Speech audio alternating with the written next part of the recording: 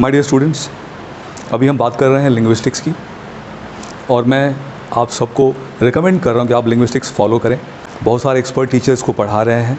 मैं बस आपको इसका एक ब्रीफ आइडिया दे रहा हूँ। सबसे पहले उसके 3 ब्रांचेस हैं, उसके 3 हिस्से हैं।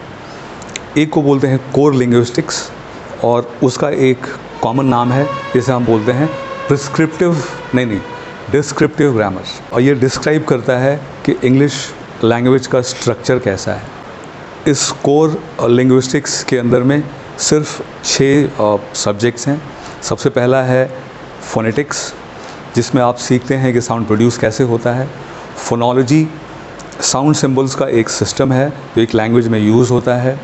मॉर्फोलॉजी है कि वर्ड्स कैसे फॉर्म होते हैं, जैसे कि रूट वर्ड, प्रीफिक्स, सफिक्स।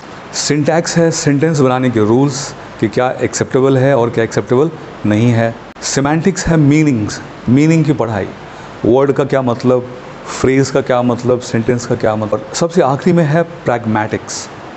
ये थोड़ा एक यूनिक सा ब्रांच है कोर लिंग्विस्टिक्स का।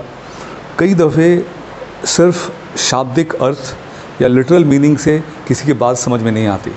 जैसे कोई कहे वाह, अब ये तारीफ़ है कि हमारा मजाक उड़ाया जा रहा है, ये बताता है हमें प्रैग्मेटिक्स, जो कि उस वाक्य के आसपास के सिचुएशन को और कॉन्टेक्स्ट को भी ऑब्ज़र्व करता है। और उसके बाद एक है लिंग्विस्टिक्स का दूसरे विषयों के साथ intersection.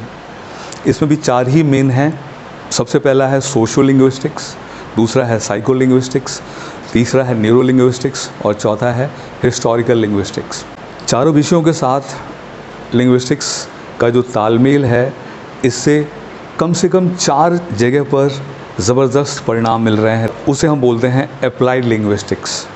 Number 1, language pedagogy. English कैसे पढ़ाने से बच्चे जल्दी सीखते हैं। कॉम्पिटिशनल लिंग्विस्टिक्स, मशीन को ह्यूमन लैंग्वेज इंटरप्रेट करना सिखाना।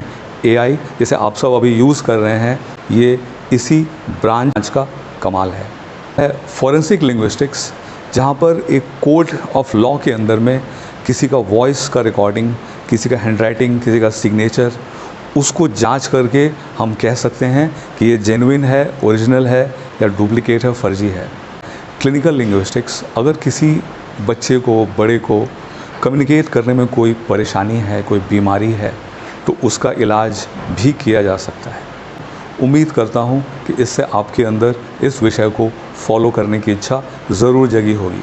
अगर आपको कोई डाउट्स है तो कृपया कमेंट में पोस्ट करें। बाकी इस वीडियो में इतना ही। धन्यवाद।